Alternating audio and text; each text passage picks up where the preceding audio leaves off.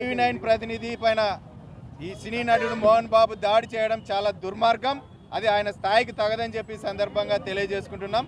ప్రధానంగా ఆయన ఒక సినీ నటుడిగా ఆంధ్ర తెలంగాణతో పాటు దేశవ్యాప్తంగా ఒక గుర్తింపు కలిగిన నాయకుడు. ఆయన ఇంట్లో సమస్య స్టేషన్ మెట్లు ఎక్కడంతో ఆ సమస్యను కవరేజ్ చేయడానికి చెప్పి మా జర్నలిస్టులు అందరూ ఆయన నివాసానికి వెళ్ళడం జరిగింది. అక్కడ జరుగుతున్న గొడవను కూడా చిత్రీకరిస్తున్న సమయంలో సహనం కోల్పోయిన మోహన్ బాబు టీవీ9 ప్రతినిధి పైన అలలోగా తీసుకొని దాడి చేయడం అనేది చాలా దుర్మార్గం. ఈ మీడియా పైన ఇటీవల కాలంలో దాడులు అనేవి పెరిగిపోతున్నాయి. ఇది చాలా దుర్మార్గం.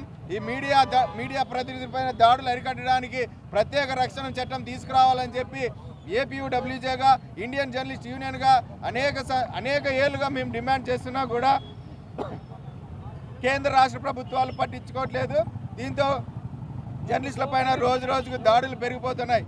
ఇప్పటికైనా కేంద్ర రాష్ట్ర ప్రభుత్వాలు స్పందించి జర్నలిస్టుల రక్షణకు ప్రత్యేక చట్టం తీసుకురావాలని, అలాగే జర్నలిస్టులపై దాడి చేసిన మోహన్ బాబును వెంటనే అరెస్ట్ చేయాలని చెప్పి డిమాండ్ చేస్తున్నాం. లేని పక్షంలో రాష్ట్ర వ్యాప్తంగా ఆందోళన కార్యక్రమాలు చేపడతామని హెచ్చరిస్తున్నాం.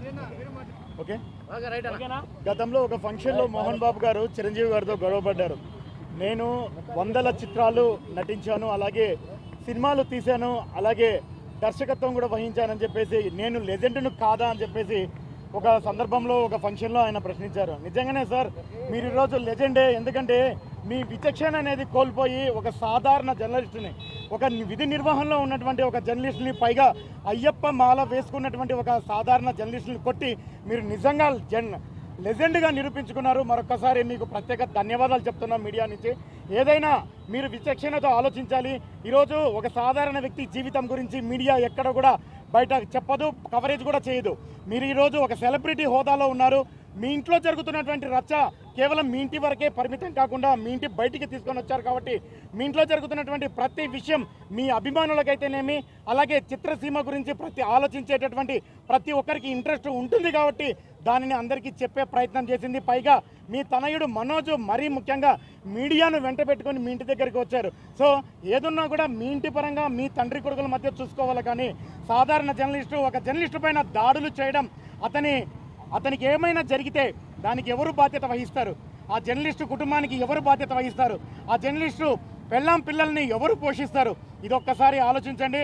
మరోవైపు ఇలాంటి దాడులు గణనీయంగా జరుగుతూనే ఉన్నాయి. ఇటు డాక్టర్ల పైన దాడులు జరిగినా, యాక్టర్ల పైన దాడులు జరిగినా, ఇటు చాలా వరకు కూడా వారి భద్రత కోసం ప్రత్యేక చట్టాలు ఉన్నట్లుగా కూడా, అలాగే మీడియా కోసం కూడా ప్రత్యేక చట్టాలు కేంద్ర రాష్ట్ర ప్రభుత్వాలు తీసుకురావాలని చెప్పేసి ఏపీయూడబ్ల్యూజే ఆధ్వర్యంలో మేము డిమాండ్ చేస్తున్నాం. వెంటనే మోహన్ బాబు గారిని కూడా అరెస్ట్ చేయాలి, అలాగే ఆ జర్నలిస్టు కుటుంబాన్ని కూడా ఆదుకోవాలని చెప్పేసి కూడా డిమాండ్ చేస్తున్నటువంటి పరిస్థితి ఉంది. Thank you.